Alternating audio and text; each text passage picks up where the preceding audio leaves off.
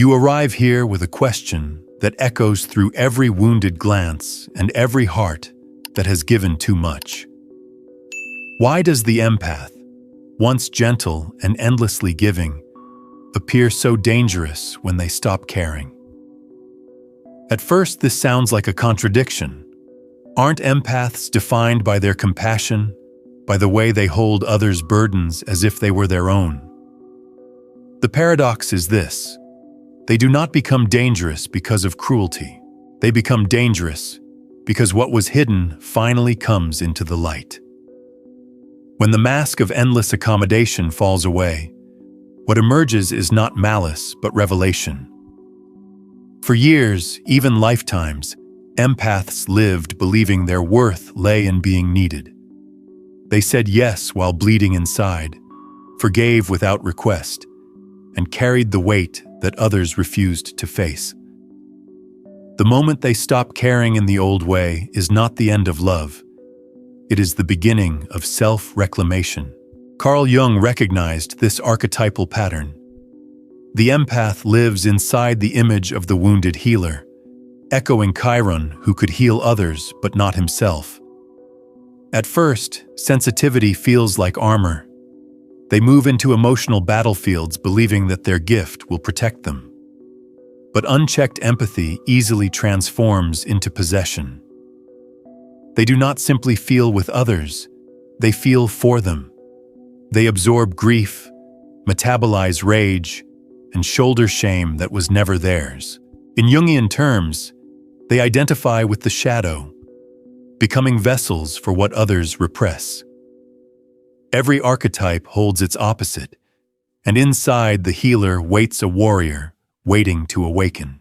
The psyche sends warnings through dreams.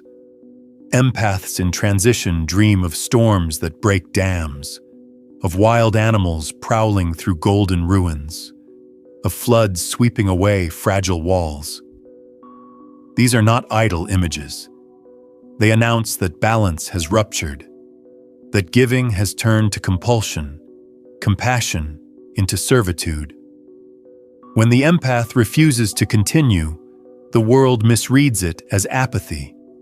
But in truth, it is their first breath of freedom. Not apathy, boundary, not carelessness, clarity. They stop betraying themselves. Consider the ancient symbol of the Ouroboros, the serpent devouring its own tail, not as destruction, but as rebirth. When empaths cease to abandon themselves, they enact this rite. They consume the false self that said yes when it meant no, the false self that confused silence with harmony. In doing so, they are reborn, and this rebirth unsettles the world. Relationships built on imbalance collapse. Old definitions of love reveal themselves as cages. They are accused of changing, and they have. Not out of spite, but through resurrection. The true danger lies here. The empath who no longer cares compulsively does not abandon compassion. They retrieve it. They stop serving as sponges for unresolved wounds. They cease trading peace for approval. They refuse to maintain illusions. Instead, they become mirrors. And mirrors are rarely welcomed, for they reflect truth unpolished. Standing before such a mirror, others are forced to confront what they have avoided. This is why the awakened empath unsettles people. Not because they harm, but because they reveal. Think of your own life. How often has kindness been mistaken for permission? How often have you given when your soul ached to refuse? This is where the awakening begins, in the crack between what you feel and what you voice. The mask begins to fall, and though the world resists, the empath inhales liberation for the first time. That inhalation is the seed of transformation. Before moving further into shadow and rebirth, pause with me. Share in the comments where you are listening from and the hour this story has reached you. Subscribe to Carl Jung Stories Unveiled and turn on the bell so you will not miss the next chapter in this unfolding journey. This is not only theory, It is a myth lived out in the lives of many who reclaim themselves. Here the empath begins to sense the stirring of the opposite archetype. The wounded healer, once defined by giving without end, feels the heartbeat of the warrior within. Ahead lies the crucible of shadow, the descent into Nigredo where rage, grief, and long-denied truths will rise. Without this descent, there is no ascent. Without death, there is no resurrection. And this is where our journey turns next. The path deepens now, carrying us from revelation into the crucible where empathy is reshaped. The empath, once defined by the archetype of the wounded healer, begins to realize how this image has ruled their life. For years, their compassion functioned as both gift and trap. Like Chiron, the mythic healer who tended others while bleeding himself, the empath took on pain as proof of worth. To give endlessly became identity, yet beneath this devotion lurked exhaustion, resentment, and an unconscious hunger for recognition. The wound itself became the compass, always pointing them back toward others, never toward their own center. What makes this phase so pivotal is the recognition that absorption is not compassion. To carry emotions that were never yours is not love. It is possession by the unprocessed shadows of others. Jung's language is precise here. When feeling becomes compulsive, it collapses into identification with the collective unconscious. The empath does not merely resonate. They become a container for what others will not face. Rage not theirs courses through their veins. Shame not theirs bends their posture. Grief not theirs leaks into their dreams. This is not intimacy. This is enmeshment masquerading as care. But something begins to shift when the empath grows weary of this role. The body rebels. Fatigue, anxiety, or illness appear, as though the psyche has written no into the flesh itself. The empath feels a quiet revolt rising, an inner whisper that says, "You are not the custodian of every broken heart." The soul begins to demand boundaries, and when that boundary is set, it feels less like apathy than like oxygen after years of suffocation. The empath discovers that saying no is not cruelty, it is clarity. Saying, "I cannot carry this," is not betrayal, it is truth. This is where the archetype of martyrdom begins to dissolve. For centuries, cultures have glorified the saint who bleeds for others, who finds holiness in sacrifice. But even sacred figures did not live only in self-erasure. Christ overturned tables in the temple. The Buddha abandoned his palace to walk into the wilderness. There is a time when self-denial must end and selfhood must be claimed. For the empath, this moment arrives with a shock. They realize their identity was built upon being endlessly available, and without that role, they must confront the terrifying possibility. Who am I when I stop saving? The answer is found in the boundary itself. Boundaries are not walls, but contours of truth. They mark where the self ends and the other begins. In this sense, the empath's refusal to overgive is not abandonment of love, but a return to authentic presence. They no longer love to be loved. They love because love flows through them, chosen, not demanded. Their compassion sharpens into discernment. Their presence becomes more potent precisely because it is no longer indiscriminate. At this stage, the world reacts.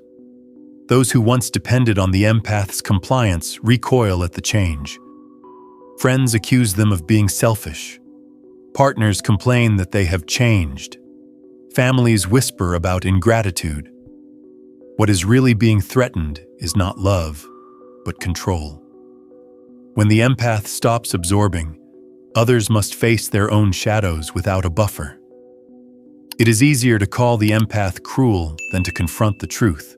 And so, in this confrontation, The empath begins to taste sovereignty for the first time. This shift is not smooth. The pendulum often swings too far at first. The empath, new to boundaries, may build walls instead of doors. Their refusals may sound harsh. Their solitude may resemble withdrawal. But this is a natural overcorrection after years of collapse.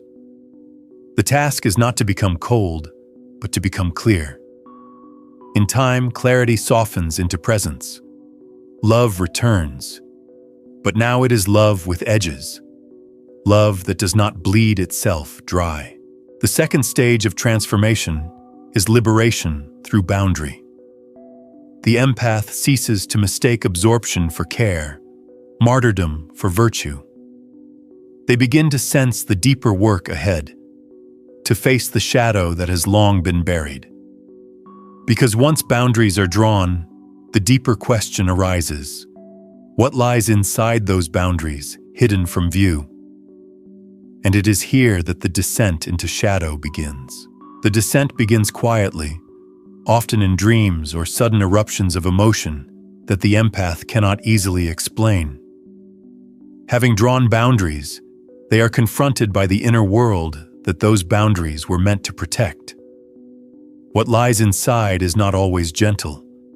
It is the realm Jung called the shadow, the parts of the self rejected, denied, or buried because they were deemed unworthy of love. For empaths, this shadow often contains the very emotions they once condemned in others: anger, envy, pride, contempt. To acknowledge these feelings is terrifying, for it shatters the identity of being endlessly kind. Yet the psyche insists. What has been repressed must be integrated. This is the stage alchemists called Nigredo, the blackening, the death before rebirth. It is the crucible where all certainties dissolve, where the empath learns that love without boundaries is not love, but erasure. Here, they face rage they once thought belonged only to abusers, grief they once believed they had no right to feel, shame that was planted by others yet carried as their own. To meet these feelings is not to be consumed by them, but to reclaim them as part of the whole. Shadow is not enemy. It is the gatekeeper of authenticity. The descent into Nigredo is rarely comfortable. Old roles fall away. Relationships founded on imbalance fracture. The empath's refusal to overgive exposes hidden contracts. I shrink so you feel big. I bleed so you avoid pain. When those contracts are broken, others may resist, accuse, or withdraw. The empath is called selfish, cruel, even arrogant. But what is truly happening is the dismantling of illusions. To stand in one's own truth is to disturb the systems built on denial. Dreams intensify in this phase. Many report visions of being pursued by wild beasts, of wandering in ruined cities, of descending stairways into underground chambers. These images are not random.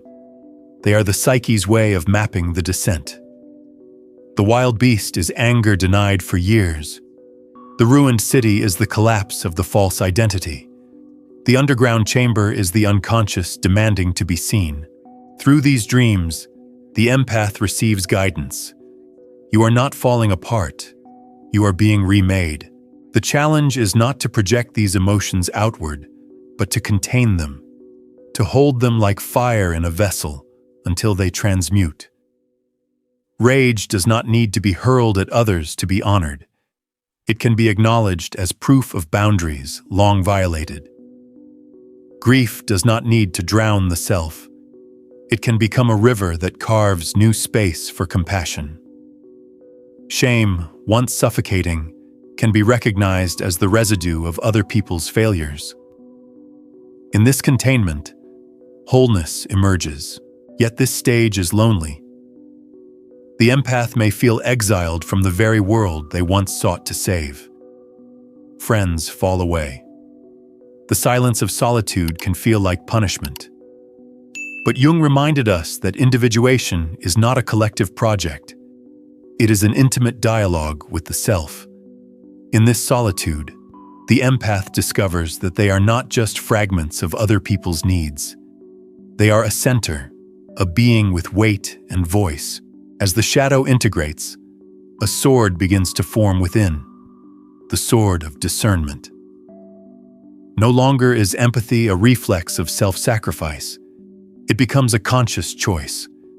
The empath can feel another's pain and yet say, "I will not carry it." They can witness another's wound and yet affirm, "This is yours to face." This is the alchemical transmutation of Nigredo into clarity. It is the forging of a tool that can cut through illusion without severing love. This transformation unsettles others because it resists manipulation.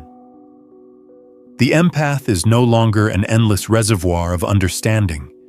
They cannot be guilted into silence, flattered into servitude, or shamed into compliance. Their no carries weight. Their yes blooms with integrity.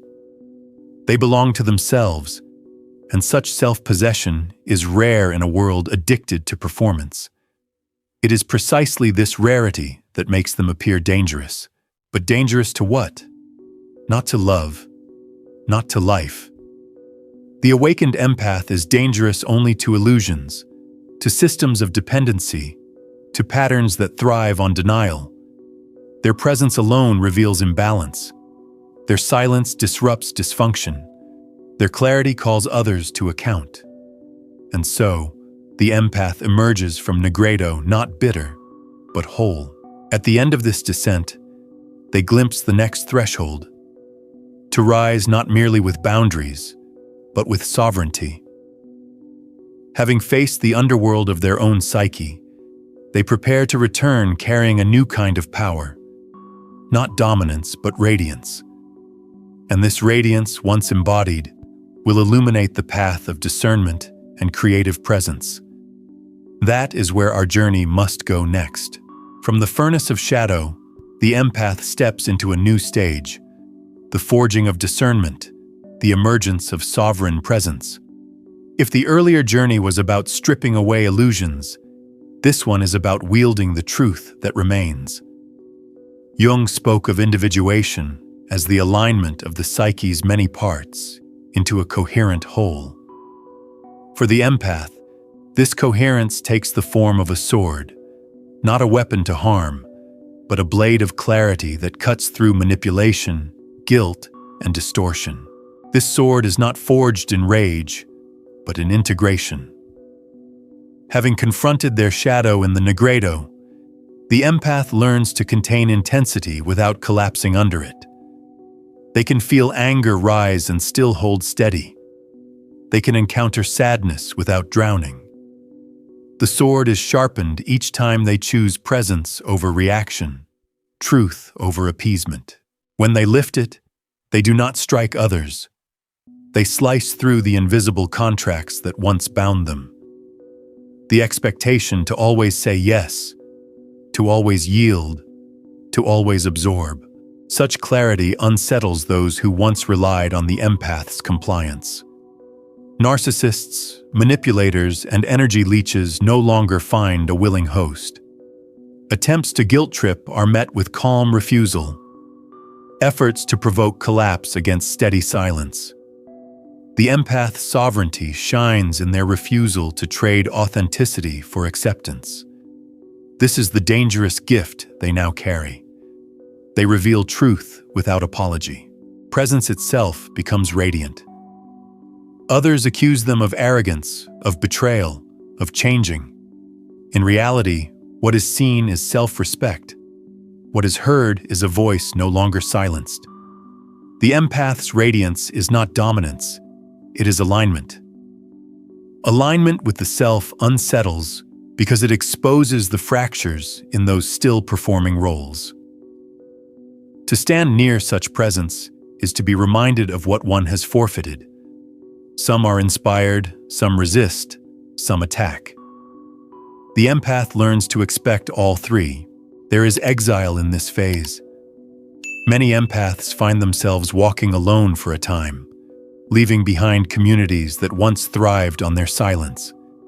It is a wilderness season, like the chrysalis stage of a butterfly. No longer who they were, not yet fully emerged, they feel suspended between worlds. Yet this solitude is not empty. In the quiet, they meet the self directly, the totality of being that includes both conscious and unconscious. And from this meeting arises instruction. You were never meant to be consumed by the world. You were meant to shape it. Symbols return here to guide them. In many myths, the hero descends to the underworld and returns with a boon. The empath too returns, but the gift is not endless empathy. It is not martyrdom. The gift is presence. Pure, undistorted, luminous presence. Presence that sees without absorbing, listens without losing itself, loves without erasure. This gift is dangerous only to illusions, but it awakens those ready to see.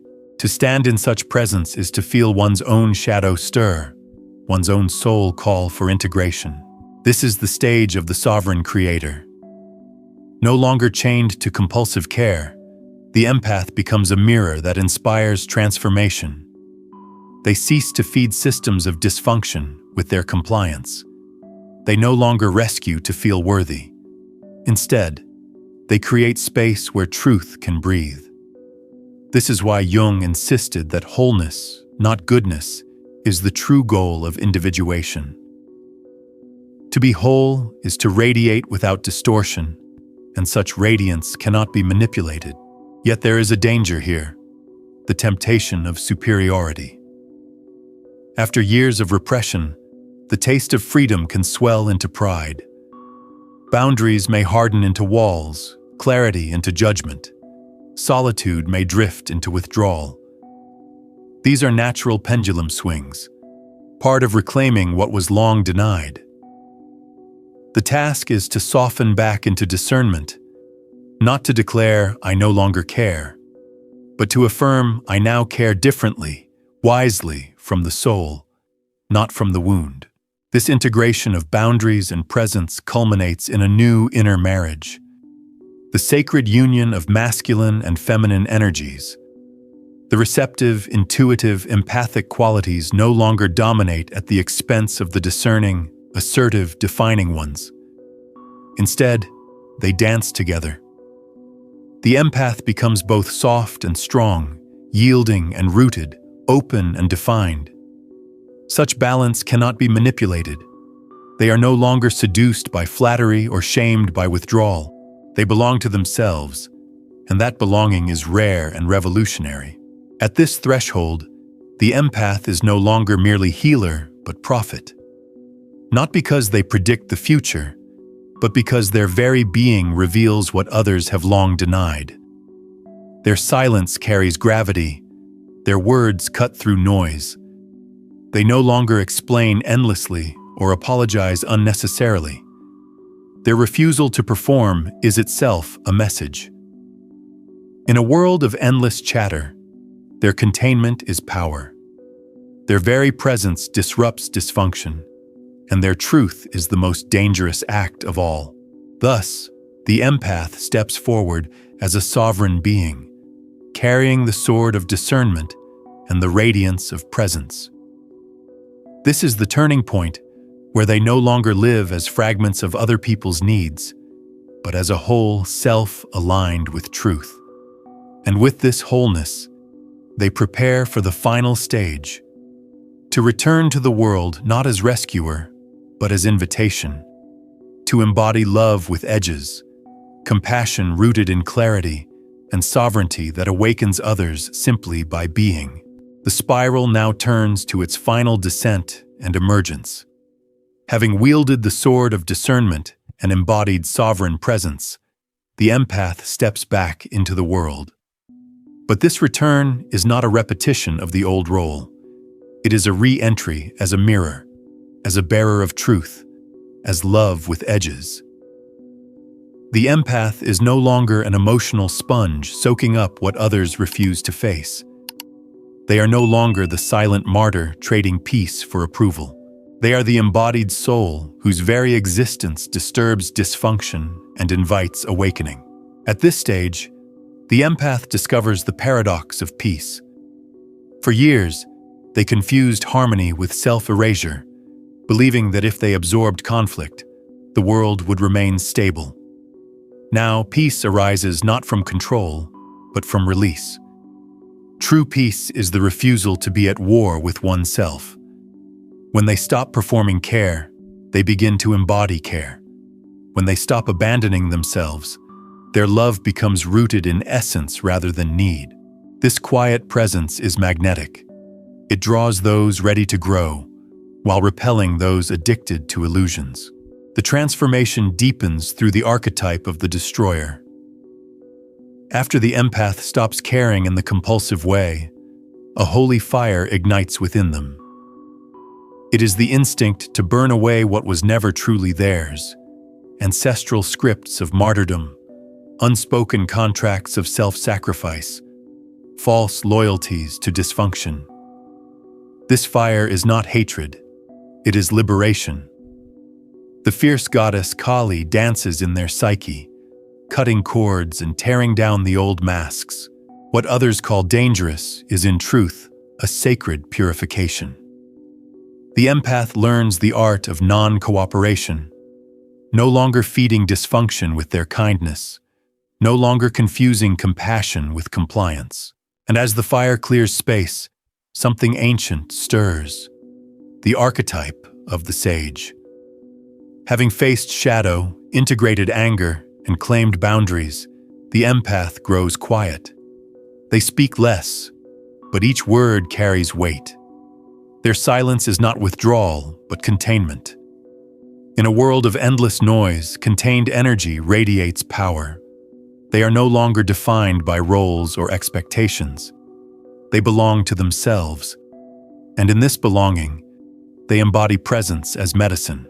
This presence unsettles. For when you stand before someone who no longer needs your approval, your illusions suffocate.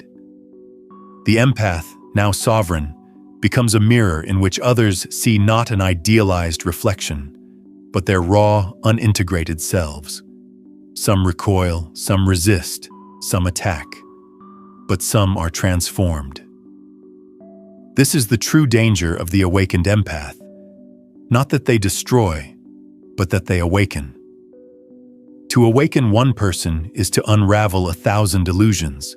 Integration now reaches its final threshold, the sacred marriage of inner masculine and feminine. The receptive, empathic qualities join with the discerning, assertive ones. No longer lopsided, the psyche moves in rhythm, balancing softness with strength, openness with rootedness. This union births wholeness, and wholeness, Jung reminds us, is the rarest and most revolutionary force. It cannot be manipulated.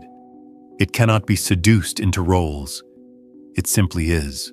In this final movement, the empath realizes that caring in the old way was never true love.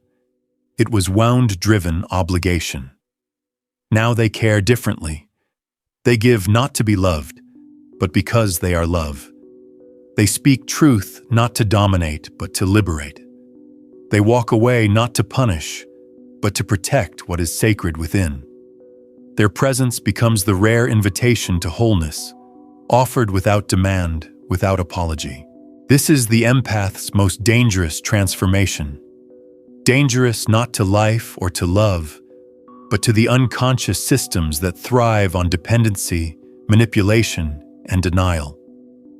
Their no echoes like thunder. Their yes blossoms like spring. Their silence becomes song. Their boundaries become love. They no longer need to be needed. They are no longer food for the broken. They are the invitation to awaken. The journey has come full circle. From mask to mirror, from martyr to sovereign, from wounded healer to whole being, the empath stands now as a presence that both unsettles and heals. They are no longer fragments. They are self, and in embodying this self, they become what Jung saw as the highest task of the psyche: to become whole in a world addicted to fragments.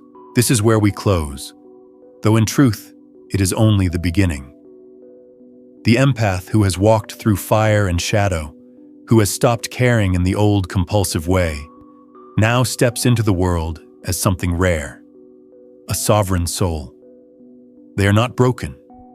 They are not cold. They are not lost. They are awakening. To awaken means to shed masks and scripts, to refuse the roles society rehearsed into them, to no longer betray their own yes and no. Their presence hums with quiet authority.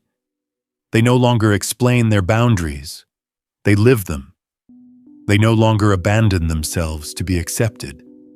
They accept themselves and, in doing so, invite others into authenticity. The danger they carry is not destruction, but revelation. In their presence, illusions cannot breathe. False contracts dissolve. Relationships either rise to truth or fall away. Systems of dependency weaken. This is why the awakened empath appears dangerous, because they cannot be coerced back into unconsciousness. And yet, their danger is also their gift. For in embodying wholeness, they awaken the possibility of wholeness in others. To stand with them is to be seen, sometimes too clearly, but always truly. To love them is to be challenged to grow. To resist them is to resist one's own soul.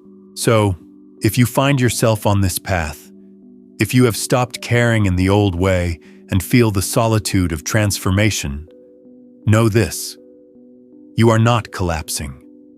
You are becoming whole. You are not abandoning love.